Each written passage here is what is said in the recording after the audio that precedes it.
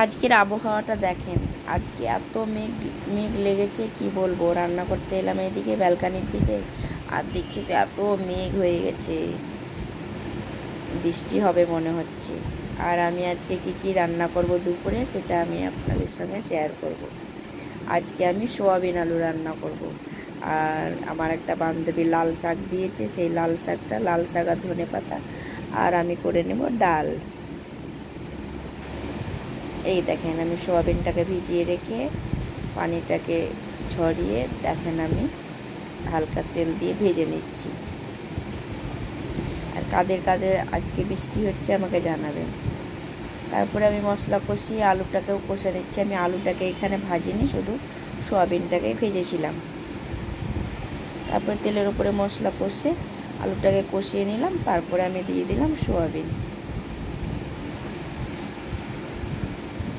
আর জানি না, এটা অনেকজন অনেক রকম রান্না করে, আমি এরকমভাবে করেছিলাম, কিন্তু খেতে খুব টেস্ট হয়েছিল। আর এই দেখেন আমার লাল শাক, লাল শাক আমি পোস্ত দিয়ে করেছি, কিছু দেইনি। আর এই দেখেন আমার ডাল, ধনে পাতা দিয়ে ডাল, আমি টমেটো কিচ্ছু দেইনি।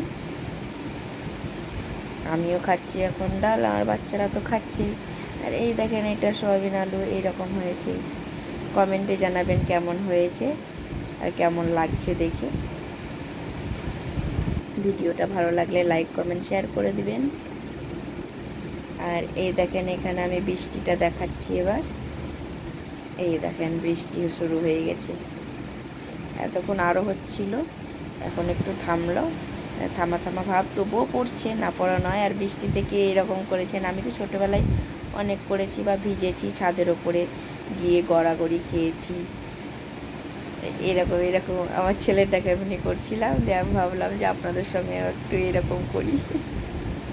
কে কে এরকম করেন বৃষ্টিতে আমাকে কমেন্টে জানাবেন।